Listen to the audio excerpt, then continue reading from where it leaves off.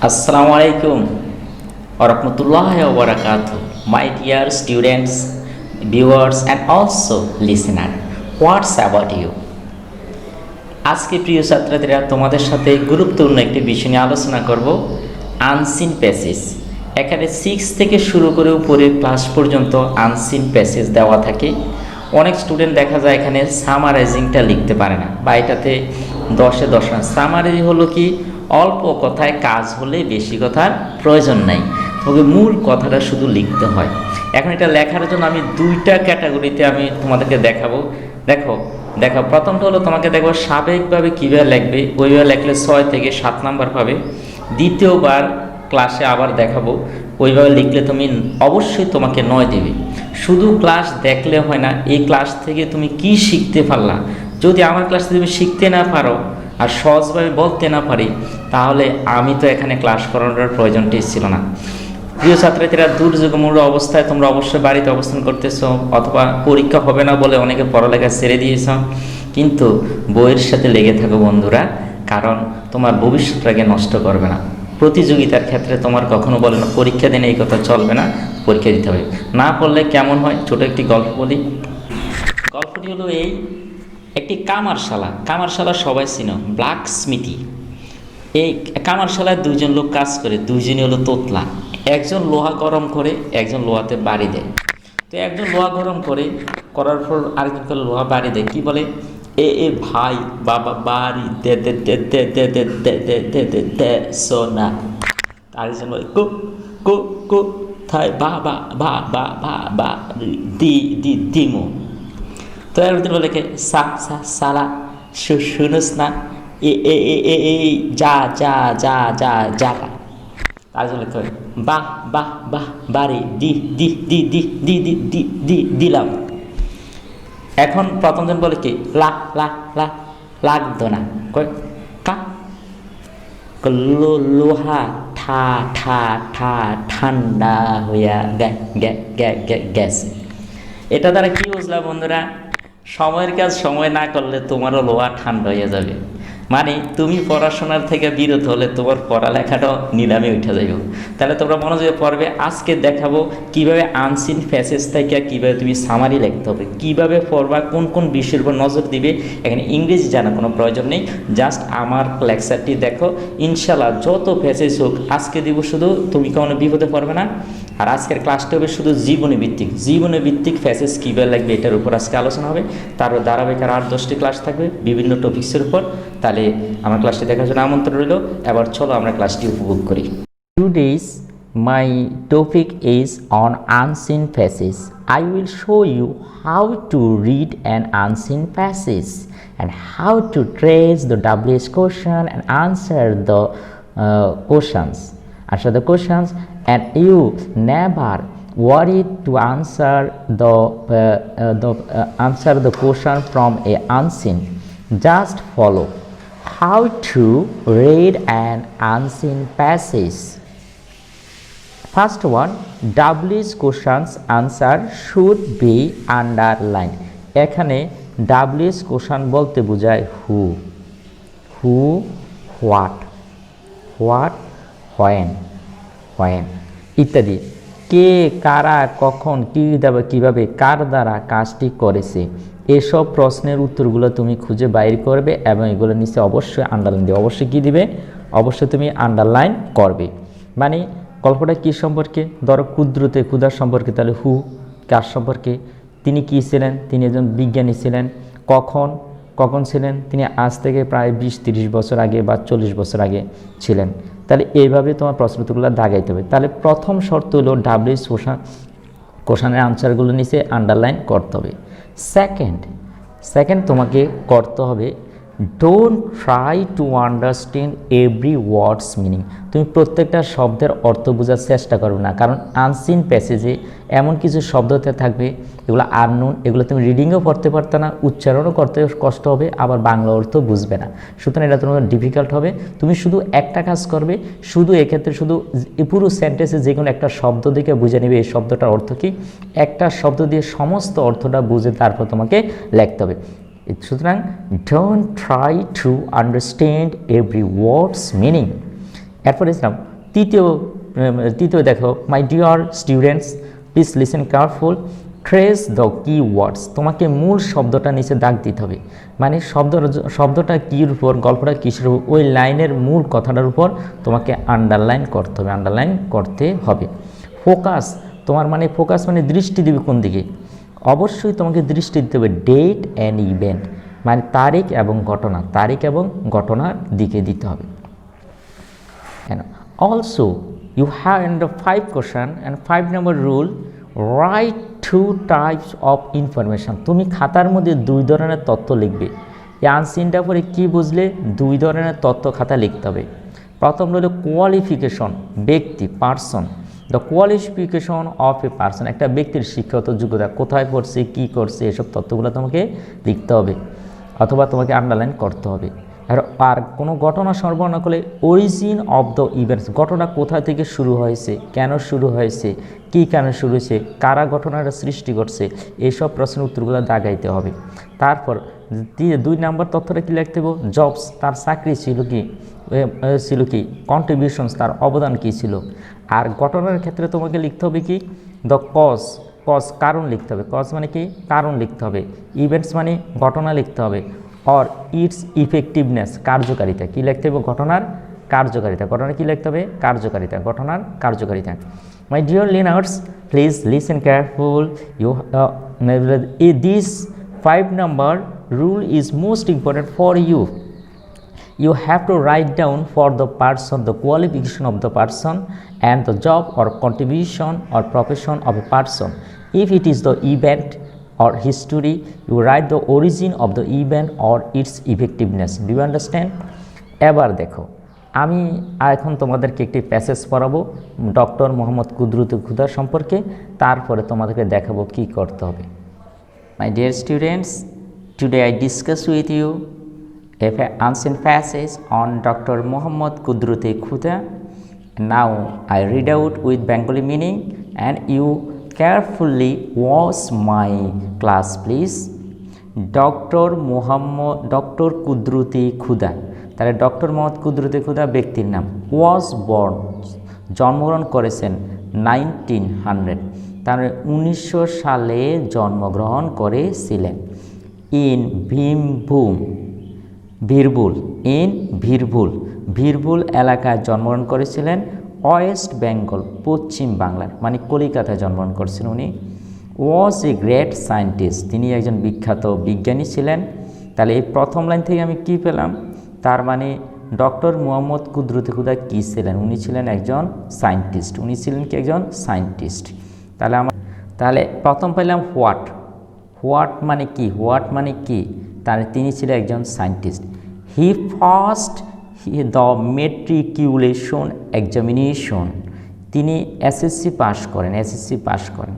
তাহলে এখন শিক্ষাগত যোগ্যতা পেলাম ফ্রম কলকাতা মাদ্রাসা থেকে। কোথা থেকে পেয়েছে? আমি তোমাদেরকে বলেছিলাম ডিয়ার লিনার্স প্লিজ রিমেম্বার, আমি তোমাদেরকে বলেছিলাম কে, কারা, কখন, কিভাবে, কার দ্বারা করে এসব প্রশ্নের উত্তর দাগাইতে হবে। তার মানে ডক্টর মোহাম্মদ কুদরতুল্লাহ কে? উনি ছিলেন একজন সায়েন্টিস্ট। একজন সায়েন্টিস্ট। তারপর উনি কি করছেন? এসএসসি পাস করছেন। এসএসসি মেট্রিকুলেশন এক্সাম কোথা থেকে? কলিকাতা মাদ্রাসা থেকে। কখন করছেন? 1918 সালে। ইন দ্য ফার্স্ট ডিভিশন, তিনি প্রথম ফার্স্ট ডিভিশন পেয়েছিলেন। হি অবটেইনড এমএসসি ডিগ্রি। এখন আরেকটি যোগ্যতা, সেই উনি এমএসসি শিক্ষাগত যোগ্যতা এমএসসি ডিগ্রি লাভ করছেন। কিসের উপর? কেমিস্ট্রির উপর। Standing first in the first class from Presidency কলেজে ফার্স্ট ডিভিশনে প্রথম হয়েছিলেন। এই প্রেসিডেন্সি কলেজটা কোথায়? প্রশ্ন হলো where is Presidency college? Calcutta. কত সালে এমএসসি ডিগ্রি লাভ করেছিলেন? 1927 সালে। He was awarded gold medal, তাকে স্বর্ণপদক দেওয়া হয়েছিল। He obtain DSc degree in 1929 সালে ডিএসসি ডিগ্রি লাভ করেন। এখন প্রশ্ন হলো বন্ধুরা, একটু খেয়াল করো, from where did he get MSc degree? From London. Sorry, DSc degree কোথা থেকে গ্রহণ করছে? লন্ডন থেকে। He was the principal of Islamic college and Presidency college. তিনি ইসলামিক কলেজ ও প্রেসিডেন্সি কলেজের প্রিন্সিপাল ছিলেন। একসাথে খেয়াল করো, দুইটি কলেজের প্রিন্সিপাল, এটা হলো তার প্রফেশন, প্রফেশন। আর ইন 1947 এখন 1947 সালে তার জীবনে কী ঘটেছিল? ঘটনা, what happened in his life? He came to east Pakistan, মানে পূর্ব বাংলা, মানে বাংলাদেশে আসে। প্রেজেন্টলি বাংলাদেশ, বর্তমানে বাংলাদেশ। এন্ড সার্ভড, এমনকি সেবা করেন। সার্ভ মানে কি? সেবা করেন। As the first director of public instruction, মানে গণ ইনস্ট্রাকশন, মানে পাবলিক ইনস্ট্রাকশন বিভাগের পরিচালক হিসেবে কাজ করেন the government of east Pakistan, পূর্ব পাকিস্তানের, মানে বাংলাদেশে। ফ্রম 1947 টু 1949, 1947 থেকে 1949 সাল পর্যন্ত। হি ওয়াজ অলসো অ্যাপয়েন্টেড, তাকে নিয়োগ দেওয়া হয়েছিল scientific adviser of the ministry of defence, মানে প্রতিরক্ষা মন্ত্রণালয়ে তাকে, মানে বিজ্ঞানীদের গবেষক হিসাবে, অ্যাডভাইজার, উপদেষ্টা হিসেবে তাকে নিয়োগ দেওয়া হয়েছিল। After the independence of Bangladesh, Bangladesh স্বাধীনতার পরে, কুদরতে ক্ষুদা ওয়াজ মেড চেয়ারম্যান, তাকে চেয়ারম্যান নিযুক্ত করা হয়েছিল অফ ন্যাশনাল এডুকেশন কমিশন। এটা দেখো, এটা তার পেশা। তাকে কি করেছে? মানে জাতীয় শিক্ষা কমিশনে কি চেয়ারম্যান নিযুক্ত করা হয়েছিল 1972 সালে। 1972 he was appointed visiting professor of chemistry in Dhaka university. 1975 সালে হি সার্ভ দেয়ার, মানে এই ভিজিটিং প্রফেসর হিসেবে উনি সেবা করেন টিল হিজ ডেথ, তার মানে তার মৃত্যু, টিল হিজ ডেথ 1977 1977 সালের মৃত্যুর আগ পর্যন্ত তিনি ভিজিটিং প্রফেসর হিসেবে ঢাকা বিশ্ববিদ্যালয়ে কর্মরত ছিলেন। দ্য গভর্নমেন্ট অফ বাংলাদেশের সরকার অনার্ড হিম 21 পদক, তাকে 21 পদক দিয়েছিলেন 1974 সালে। অ্যান্ড স্বাধীনতা দিবস পুরস্কার দিয়েছিলেন 1984 সালে।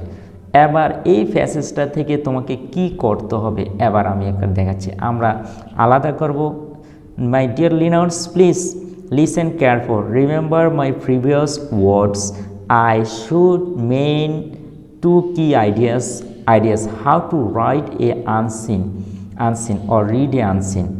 Now I separate the information about two categories. First is qualification, second is his profession. তার যে শিক্ষাগত যোগ্যতা এবং তার ফ্যাশনে আমি তথ্যটা দুইটি ভাগ করলাম।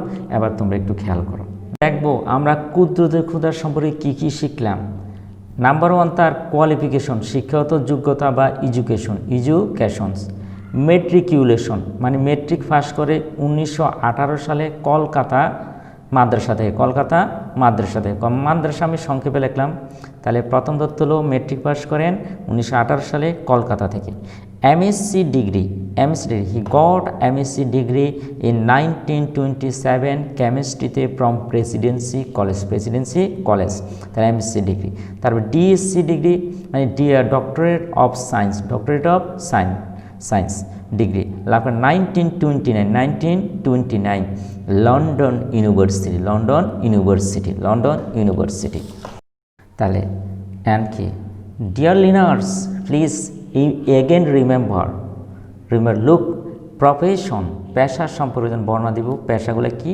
প্রিন্সিপাল, উনি প্রিন্সিপাল ছিলেন Islamic college and Presidency college কলকাতার, দুটি কলেজের একসাথে principal. He was the principal at a time both in two colleges, Islamic College and Presidency College. Director of public instruction অর্থাৎ ইস্ট পাকিস্তান, পূর্ব পাকিস্তান মানে বর্তমান বাংলার উনি কী ছিলেন, মানে কি পাবলিক ইনস্ট্রাকশনের ডিরেক্টর ছিলেন। Scientific adviser ministry of home, মানে হোম মিনিস্ট্রির কী ছিলেন উনি সায়েন্টিফিক অ্যাডভাইজার ছিলেন। চেয়ারম্যান অফ এডুকেশন কমিশন, শিক্ষা কমিশনের 1972 সালে কী ছিলেন, চেয়ারম্যান ছিলেন। তো visiting professor of chemistry Dhaka university 1975 সালে ঢাকা বিশ্ববিদ্যালয়ে ভিজিটিং প্রফেসর ছিলেন। রিকগনিশন স্বীকৃতি, 21 পদক দেওয়া হয়েছে তাকে 1976 সালে, স্বাধীনতা দিবস পুরস্কার দেওয়া হয়েছিল তাকে 1984 সালে। এবং ডেথ ডেথ ছিল 1977, মৃত্যু ছিল তার কত 1977। এখন এই তথ্যগুলো তুমি কি করবা, তোমার প্যাসেজে তুমি মার্কিং করবা। আমার একটু আজকে সময়টা বেশি লেগে গেছে, তোমাদেরকে ভেঙে দেখালাম যাতে তোমাদের ভুল না হয়। এখন কিভাবে তুমি সামারি লিখবে, how to write a summarising from an unseen passage. I will show you 5 sentences. Please listen careful and also you need a careful watch to my writing.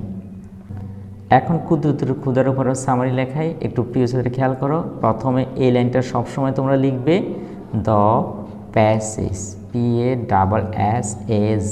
Passage, the passage লিখবে DEALS, deals with, এই কথাটা তুমি সবসময় রাখবে, the passage deals with.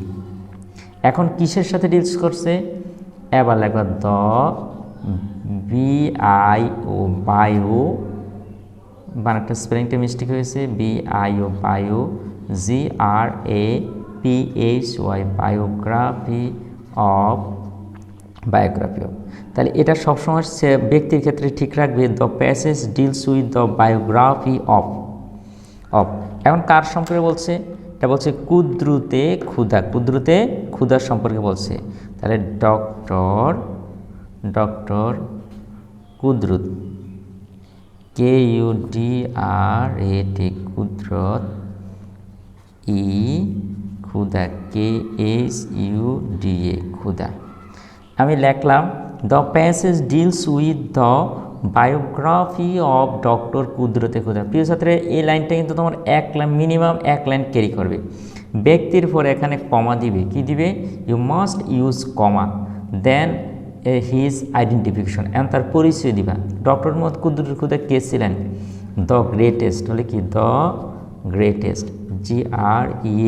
GREATEST, greatest Bengali, greatest কি BEN, GLI, Bengali scientist, SCIENTIST, scientist. প্রিয় ছাত্রীরা একটু খেয়াল করো তোমরা, আবার সেন্টেন্সটি তোমার বলে শোনায়, দ্য প্যাসেজ ডিলস উইথ, এই প্যাসেজটিতে বর্ণনা করা হয়েছে with the biography of doctor Qudrate Khuda, পরিচয় দিলাম তার, দ্য গ্রেটেস্ট বেঙ্গলি সায়েন্টিস্ট। এখন থেকে এটা হু বসার কথা, হু না বসার কথা করলাম কি, who was born, was BORN, born, কোথায়, ইন বীরবুল, ইন কি হবে, কোথায় জন্মগ্রহণ করছেন উনি, এটাও লাইন হুবহুব তুমি পাবে, বীরবুল, BIR, বীরভূম, BHUM, বীরভূম কোথায়, বীরভূম হলো West Bengal, WEST, West Bengal, West Bengal. কত সালে করছে, কত সালে তিনি জন্মগ্রহণ করছেন, in 1990। প্রিয় ছাত্রীরা আবার দেখো, the passage deals with the biography of doctor Qudrate Khuda, এর পরিচয় দিলাম তার, দ্য সায়েন্টিস্ট হলে সায়েন্টিস্ট, পয়েট হলে পয়েট, আর যদি লিটারেট সাহিত্যিক হয় তারপর ওখানে গেলে নোবেলিস্ট লিখবা, রাজনীতিবিদ হলে লিখবা পলিটিশিয়ান, কি লাগবে, পলিটিশিয়ান, এই জায়গায় নামগুলো পরিবর্তন হবে। তাহলে ওয়াজ বর্ন ইন ভীমরুল, তার জন্মস্থান দিবা, তার কি দিবা, জন্মস্থান, তার জন্মস্থান দিবা, সাথে সাথে কী দিবা, তার তারিখটা দিয়ে দিবা। এখন আমি আসবো এক কথায়, তার প্রথম পরিচয় গেছে, এখন তার শিক্ষাগত যোগ্যতা কি আসবে, কোয়ালিফিকেশন। তাহলে কি, তাহলে এক কথায় লিখবে, লিখি হি গট, অর্থাৎ কি V past, PASSED first matriculation, কী হবে MATRI matri CUQLLATION matriculation exam. এখন মেট্রিকুলেশন এক্সামটা কত সালে পাস করছে প্রিয় ছাত্রীরা? তো খেয়াল করো, মেট্রিকুলেশন পাস করছে কত সালে? যদি আমরা গাইডের দিকে তাকাই তাহলে দেখা যাবে এটা করছে 18 সালে। কেমন, তুই এত কিছু লিখতে পারবে না, এরপর লিখবা MSc ডিগ্রি, কী হবে MSc ডিগ্রি, DEGREE ডিগ্রি। তাহলে MSc ডিগ্রি লাভ করছে কত সালে? ইন সালটা দিয়ে দাও তোমরা। MSc ডিগ্রি লাভ করছে সে 1927 সালে, 1927 সালে। অ্যান্ড এরপরে কী করছে, the DSc degree, DEGREE degree লাভ করছে কত সালে? 1900 কত সালে লাভ করছে সে? 1929 সালে, 1929 সালে। তাহলে তার কোয়ালিফিকেশন শেষ। এখন দেব প্রফেশনাল লাইফ। তাহলে হি ওয়াজ a double POINT appointed as the principal of two college in Kolkata.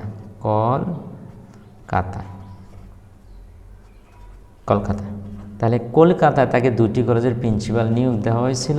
তাহলে কলেজগুলোর নাম দেব, কলেজগুলোর নাম হাইপেন দিয়ে দিব। প্রথম কলেজে the Islamic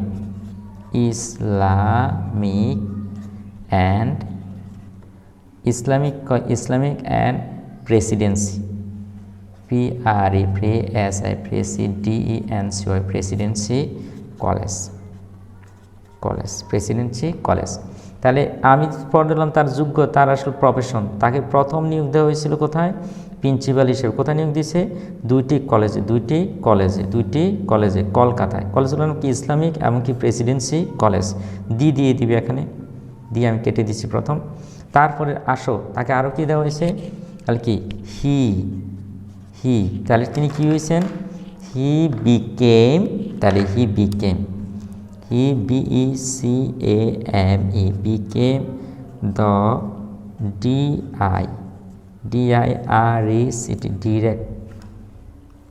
director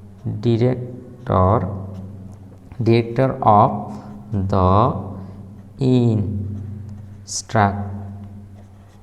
instruction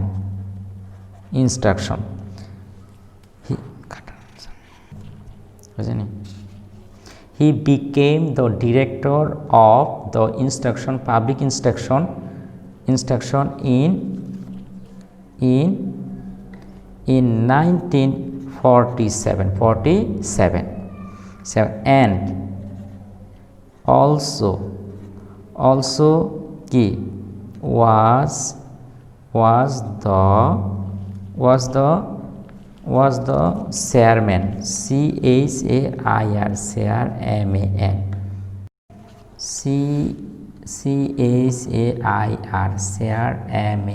chairman of। তারপর উনি কী ছিলেন? আমার তথ্যগুলো খেয়াল করো, আমরা লিখেছিলাম না উনি চেয়ারম্যান হয়েছিলেন। তাহলে উনি কোন বিভাগের চেয়ারম্যান হয়েছিলেন? তাহলে চেয়ারম্যান হয়েছিল এডুকেশন কমিশন, কি হলো? চেয়ারম্যান অফ ন্যাশনাল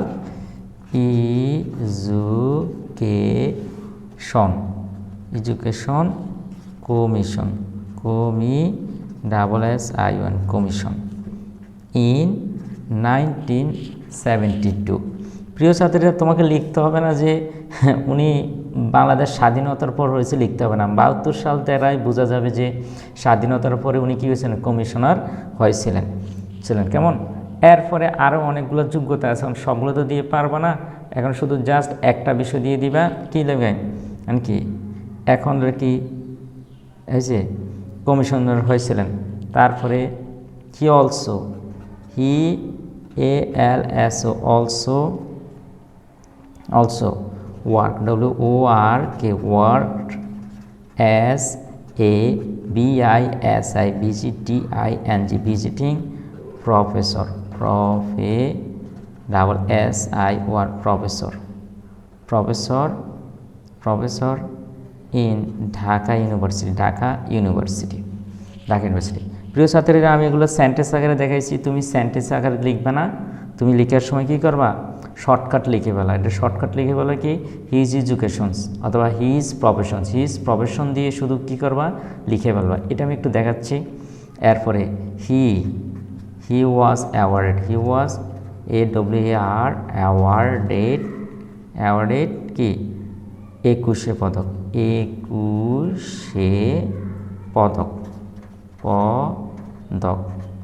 পদক ইন 21 পদক দেওয়া হয়েছিল 1976 অ্যান্ড died in 1977 এত সালে মারা গিয়েছিলেন। এটা আমি সাদা মাথাভাবে তোমাকে লিখে দিলাম।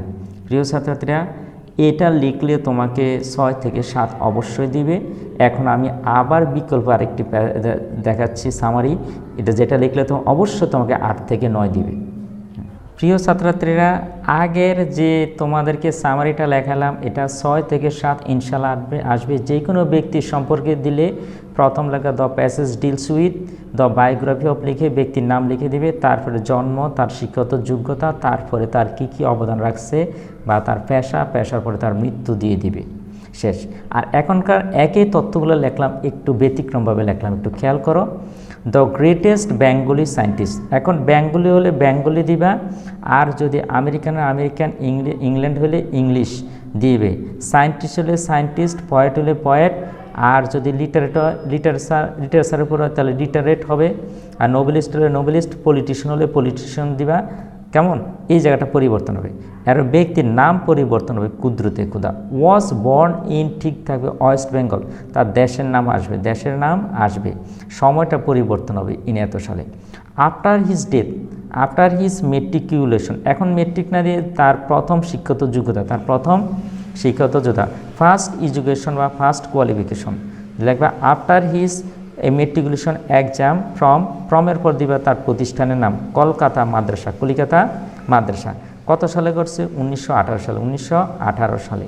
হি অবটেইনড, তিনি অর্জন করছেন। অবটেইন এখানে বইয়ে আছে, এই জন্য আমি শব্দটা ইউজ করছি। অবটেইন না দিয়ে তুমি আর্ন দিতে পারো, গেইন দিতে পারো, গড দিতে পারো। এখন আমি একই সাথে দেখো MSc ডিগ্রিগুলো একসাথে লাগালাম, বোধ দিয়ে 2টা ডিগ্রি লাগাই দিও, মনে থাকবো নি, বোধ দিয়ে 2 থেকে 2টা তোমাকে ডিগ্রি লিখে ফেলবা। যদি একাধিক কারো ডিগ্রি থাকে, একটা থাকলে তো একটাই লিখবা। তাহলে both MSc and DSc degree, এখনও MSc ডিগ্রিও এখনও DSc ডিগ্রি শব্দটা আমি একবার লিখলাম ডিগ্রি। তাহলে দিয়েছি কিসের উপর, দেখো MSc ডিগ্রি সে অর্জন করছে কিসের উপর, কেমিস্ট্রির উপর, DSc ডিগ্রিও লাভ করছে কেমিস্ট্রির উপর, এই জন্য ব্র্যাকেটে আমি কেমিস্ট্রি দিয়ে দিছি। দেওয়ার পর রেসপেক্টিভ মানে ধারাবাহিকভাবে, ধারাবাহিক থেকে পাইছে যে ফ্রম প্রেসিডেন্সি কলেজ থেকে পাইছে লন্ডন বিশ্ববিদ্যালয়। প্রেসিডেন্সি কলেজে প্রথম আছে, সুতরাং ধারাবাহিকের অর্থ বোঝায় MSc ডিগ্রি লাভ করছে প্রেসিডেন্সি কলেজ থেকে, আর ডক্টর ডিগ্রি লাভ করছে লন্ডন বিশ্ববিদ্যালয় থেকে। উভয়টা ছিল কেমিস্ট্রির উপর। এরপর দেখো the summary of his professional life, এখন দেখো তার অনেকগুলা কাজের সাথে জড়িত ছিল। যখন তুমি যে একটা করে সেন্টেন্স লিখো প্রিয় ছাত্রীরা, তাহলে তুমি আবার আনসিন পেজে তো পুরোটাই লিখে ফেলবা। তাহলে এখন কি করতে হবে তোমাকে, বি কেয়ারফুল। তোমাকে এখন আমি এই the summary of professional life, যদি একটা ব্যক্তি অনেকগুলো পেশার সাথে জড়িত থাকে, অনেক জায়গায় কাজ করে থাকে, তাহলে শর্টকাট লিখবা the summary of his professional life দিয়া, ওয়াজ দিয়া, যা আছে সব লিখে ফেলবা। দ্য প্রিন্সিপাল, তিনি প্রিন্সিপাল ছিলেন কোথায়, ইসলামিক কলেজ একটা কলেজ, তার প্রেসিডেন্সি কলেজ। তাহলে 2টা কলেজের প্রিন্সিপাল, তাহলে তার প্রথম প্রফেশন শেষ। দ্বিতীয় সব ফার্স্ট ডিরেক্টর অফ পাবলিক ইনস্ট্রাকশনের প্রেসিডেন্ট কোথায়, ইস্ট পাকিস্তান গভর্নমেন্ট। পূর্ব পাকিস্তানের সরকারের উনি ইনস্ট্রাকশন ইনস্ট্রাকশন ডিরেক্টর ছিলেন কত সালে 1947 সালে। তাহলে দ্বিতীয় কাজটা কি ছিলেন চেয়ারম্যান, কি ছিলেন কিসের চেয়ারম্যান অফ ন্যাশনাল এডুকেশন জাতীয় শিক্ষা জাতীয় শিক্ষার কমিশনের ছিলেন কত সালে 1972 সালে। কোন দেশে?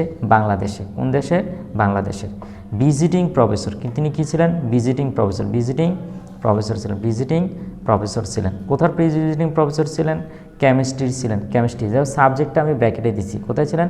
কেমিস্ট্রিতে। কোথায় ছিলেন? ঢাকা ইউনিভার্সিটি। তুমি সংক্ষেপে লিখলে হবে DU দিয়ে বুঝবে Dhaka university and so on. আরও অনেক পেশায় ছিলেন। তাহলে এরকম 3-4টা পেশা দেওয়ার পর যে আরও থাকে তাহলে বাকিগুলো সো অন দিয়ে লিখে দিবা, মানে কি এরপরে এটা সম্পূর্ণগুলো বোঝাবে। তারপরে দেখো কি আসছে, দিস গ্রেট স্কলার, এই বিখ্যাত পণ্ডিত গড 21 পুরস্কার পেয়েছে, 21 পদক পেয়েছিল কত সালে? 1976 সালে। And left he the earth, এই পৃথিবী থেকে চলে যান 1977 সালে। আফটার হিজ ডেথ, মৃত্যুর পর, যদি কোনো মৃত্যুর পরে যদি পদক পেয়ে থাকে তাহলে আফটার হিজ ডেথ লিখে সেন্টেন্সটা লিখলে সবচেয়ে ভালো।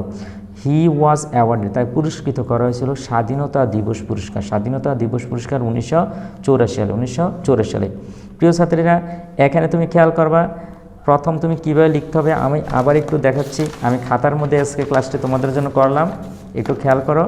প্রথম লাগবে দ্য গ্রেটেস্ট লেখার পর এখন বাঙালি হলে বাঙালি, ইংলিশ হলে ইংলিশ, আমেরিকান হলে আমেরিকান, ইতালিয়ান হলে ইতালিয়ান লাগবে। লেখার পর বিজ্ঞানী হলে সায়েন্টিস্ট লাগবে, পলিটিশিয়ান হলে রাজনীতিবিদ হলে তুমি পলিটিশিয়ান লাগবে।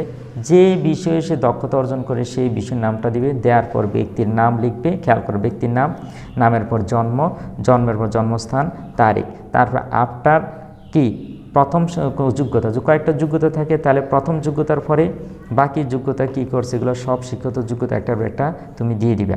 দেওয়ার পর তো যে একাধিক কাজের সাথে জড়িত থাকে তাহলে লাগবা the summary of his professional life লিখে দিয়ে এবার তার সামারিগুলো বলবে যতগুলো আছে, মানে দ্য প্রিন্সিপাল অফ কলেজ। এখানে তারিখ কোনো ফ্যাক্টর না। প্রিন্সিপাল ছিল কোন কলেজের ছিল, ডিরেক্টর ছিল কিসের ছিল, পাবলিক ইনস্ট্রাকশনের ছিল পূর্ব পাকিস্তানের, চেয়ারম্যান ছিল কিসের, ন্যাশনাল এডুকেশন কমিশনের ছিল। তারপরে ভিজিটিং প্রফেসর ছিল কোথায়, ছিল ঢাকা বিশ্ববিদ্যালয়। তারপরে আরও অনেক পেশা আছে তার। এই বিখ্যাত ব্যক্তিটা কি পুরস্কার দেওয়া হয়েছে? 21 পদক। আর নোবেল প্রাইজ থাকলে নোবেল প্রাইজ দিবা, যে পদক থাকে সেই পদক দিবা। তারপরে সে চলে গেছে মৃত্যুর পর শাহজালাল 1984 সালে স্বাধীনতা পুরস্কার পেয়েছে, এই জন্য এটা আমি পরে নিয়ে গেলাম, আফটার হিজ ডেথ লিখলাম। কেমন? প্রিয় ছাত্রছাত্রীরা, আজকে একটু ক্লাসটি করতে গিয়ে একটু সময় বেশি লেগে গেল, তোমাদের এমবিও একটু বেশি খরচ হতে পারে, এ নিয়ে মন খারাপ করবে না। আমি ক্লাসটাতে তোমাদেরকে উপস্থান করলাম কীভাবে আনসিন থেকে সামারি লিখতে হয়। তোমরা অনেক জায়গায় করতে পারো, অবশ্যই করবে, গাইডে আছে, বিভিন্ন টিচারও ভালো বর্ণনা করে। আমারটাতে তুমি ক্লাসটা অবশ্যই সম্পূর্ণ ক্লাসটা দেখবে। যদি তুমি শিখতে পারো তাহলে আমার ক্লাসটি সার্থক হলো। যদি আমার ক্লাসটা পুরোটা দেখার পরে ইনশাল্লাহ বলে দিই, তুমি যত আনসিন প্যাসেজ আসো, ইংরেজি অর্থ না জানো, তুমি 100% এই সেন্টেন্সটি সম্বন্ধে সামারি লিখতে পারবে। আর ওই সামারিতে কম করে নাম্বার পেলে তুমি 7/7 অবশ্যই পাবে। আর দ্বিতীয় প্যাসেজটি যদি আকারে লিখতে পারো তাহলে আমি লিখিত দিয়ে দিব, 9 পাবে, তোমার কেউ ঠেকাতে পারবে না। আমার ক্লাস যদি ভালো লাগে অবশ্যই শুধু কমেন্টসের মাধ্যমে জানাবে, আর লাইক এবং শেয়ার দিতে ভুল করবে না। নতুন হলে অবশ্যই সাবস্ক্রাইব করবে। তোমাদের উৎসই তো আমার কাজের অনুপ্রেরণা। তোমার উৎস না পেলে আমি কীভাবে কাজ করব? তাই তোমাদের রেসপন্স আউট করলাম। অনেকে বলছে ইংলিশে ক্লাস দেওয়ার জন্য, অ্যাকচুয়ালি তোমরা খেয়াল করে দেখবে ইংলিশে বাঙালি স্টুডেন্টরা বুঝতে অনেকের সমস্যা হয়। কিছু ভালো স্টুডেন্টের জন্য ভালো হয়, কিন্তু ম্যাক্সিমাম স্টুডেন্টের জন্য অনেক সমস্যায় পড়ে। 2টি ক্লাস ইংলিশে দিয়েছি, ইনশাল্লাহ আমার প্রথম তালিকা শেষ হলে পরবর্তী ক্লাসগুলো ইংলিশে দেব। আল্লাহ হাফেজ।